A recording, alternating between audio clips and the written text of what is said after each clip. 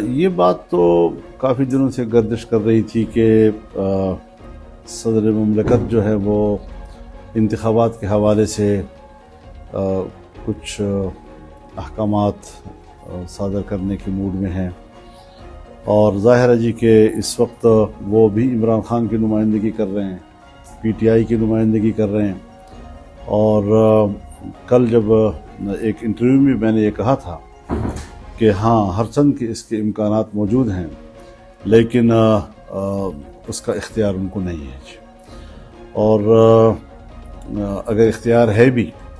تو ان کا استعمال کرنا بدنیتی پر مبنی ہوگا، اور وہ ایک پارٹی کو چون کے ریپرزینٹ کر رہے ہیں، وہ ایک جانبدار صدر ہیں پاکستان میں، تو اس لحاظ سے اس کے اس قسم کا کوئی فرمان اگر آئے گا تو اس کی کوئی سیاسی حیثیت نہیں ہوگی، کوئی آئینی قانونی حیثیت نہیں ہوگی، پبلک قبول نہیں کرے گی اس کو۔ اب یہاں پر ایک بحث چھڑ جاتی ہے کہ اگر کوئی اس قسم کی بات کرتا ہے تو اس پر فوراً کہتے ہیں جی یہ تو الیکشن سے بھاگ رہا ہے۔ الیکشن سے بھاگنے کی بات نہیں ہے، اصولوں کی بات ہے۔ جب ایک ادارہ الیکشن کمیشن کی صورت میں موجود ہے تو پھر یا تو اس آئینی ادارے کو ختم کر دو، اور اگر وہ ہے تو پھر اسے کام کرنے دو۔ آج صدر مملکت اپنے اس فرمان میں خود کہہ رہے ہیں، یا فرمان کیا ہے، تجویز ہے، ایک قسم کی تجویز انہوں نے دے دی ہے کہ election commission chief election commissioner کو میں نے بلایا، لیکن انہوں نے کہا میں آپ کو پابند نہیں ہوں۔ تو وہ جو کل میں نے بات کی تھی وہ تو اس کے مطابق انہوں نے آج اس کا اعتراف کیا ہے کہ الیکشن کمیشن جو ہے وہ اس کے کسی بھی حکم کا، کسی بھی تجویز کا اس کو قبول کرنے کا پابند نہیں ہے، وہ بذات خود ایک ادارہ ہے۔ اور پھر یہ کہنا جی کہ عدالت سے رجوع کریں، یعنی عدالت بھی وہ عدالت کہ جس کے بارے میں تبصرے ہو رہے ہیں کہ وہ بھی جانبدار ہو گئی ہے جی، اور وہ ایک پارٹی کو سپورٹ کر رہی ہے، عمران خان کی پارٹی کو، پی ٹی آئی کو سپورٹ کر رہی ہے جی،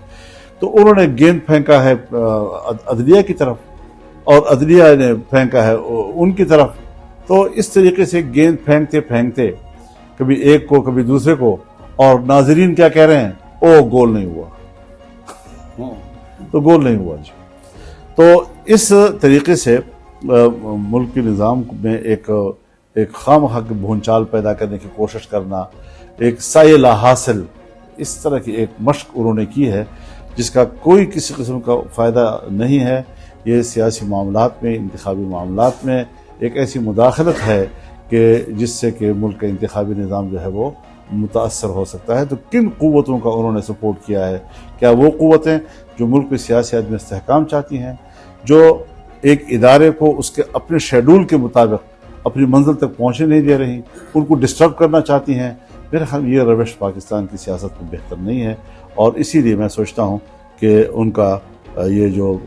بال پھینکنا ہے اور پھر ادھر سے عدلیہ اس کی طرف بال پھینکے گا، نتیجہ یہ ہوگا کہ وہ گول نہیں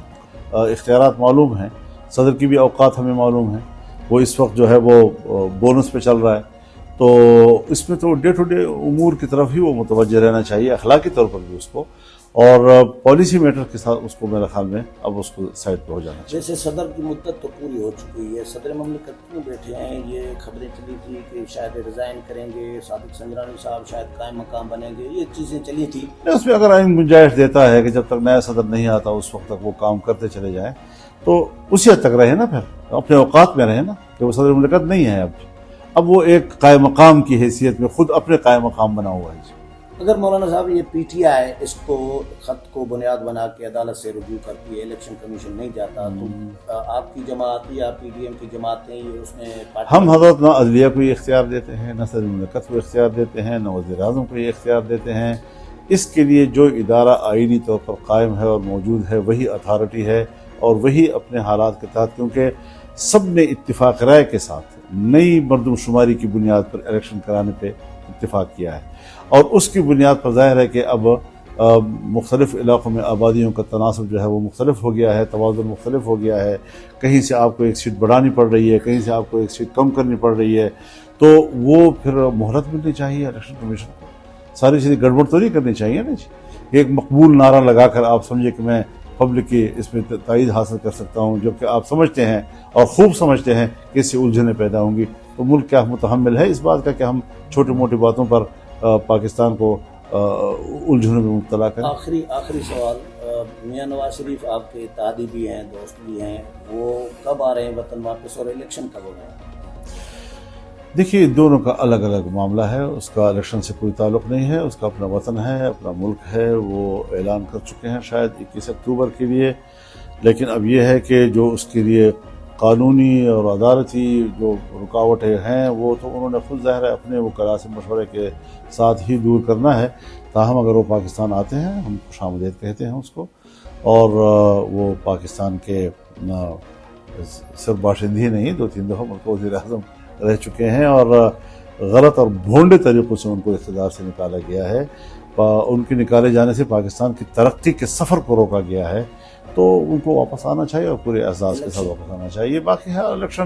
الیکشن تو میں نے کہا کہ الیکشن کمیشن کا اختیار ہے، میرا کیا اختیار ہے کہ میں لوگوں کو مشورہ دوں کب ہو رہا ہے اور کب نہیں ہو رہا۔ جب الیکشن کمیشن فیصلہ کرے گا پھر ہم سب میدان میں اتریں گے انشاءاللہ۔